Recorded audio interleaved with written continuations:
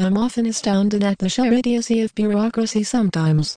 Many departments of the government are most unhelpful and abusive in their correspondence and phone manner. They have the ability of ignoring many of the facts that are presented to them and in many instances, lie blatantly about that evidence.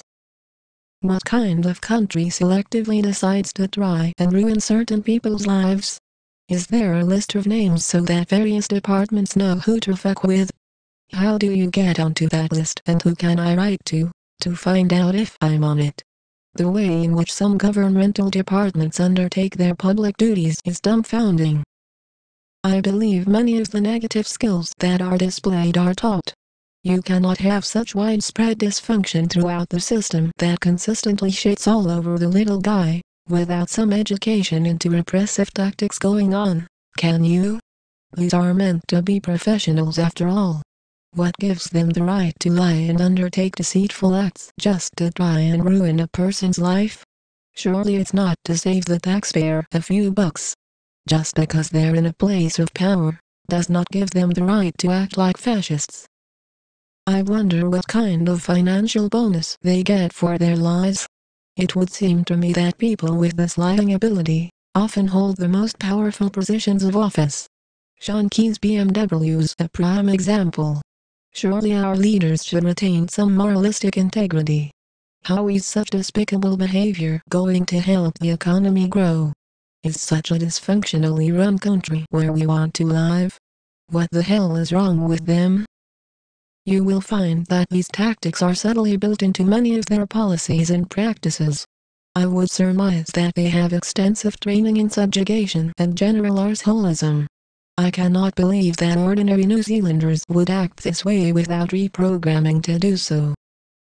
While dealing with various government departments, you know who you are. The numerous tactics that will be employed include but are not limited to extensive delays in responding, sending the wrong forms, denial of receiving correspondence, non-disclosure, passing the buck, not their department, false accusations, unqualified to comment, ignoring your requests, ignoring the evidence, using only parts of the legislation, not informing of changes, not answering the phone, distance to meetings and ridicule, sometimes public, to put you off from pursuing your apparent rights under our current legislation.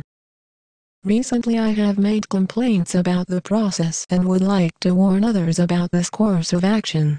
You will find that you will be blacklisted and the discrimination will become worse. Once the label of troublemaker is there, it is nigh impossible to remove. If you find yourself in this position, embrace it. There are many more like you and the tide will soon turn. I would also advise that you learn as much about the process, know your rights before undergoing a claim or formal complaint and get a lawyer involved early. Be ready for a long and drawn-out battle without any guarantee of your entitlements or rights being upheld at the end of it. You will be viewed as fraudulent from the outset even if you have factual evidence to prove otherwise. My warning includes all governmental departments and their related entities.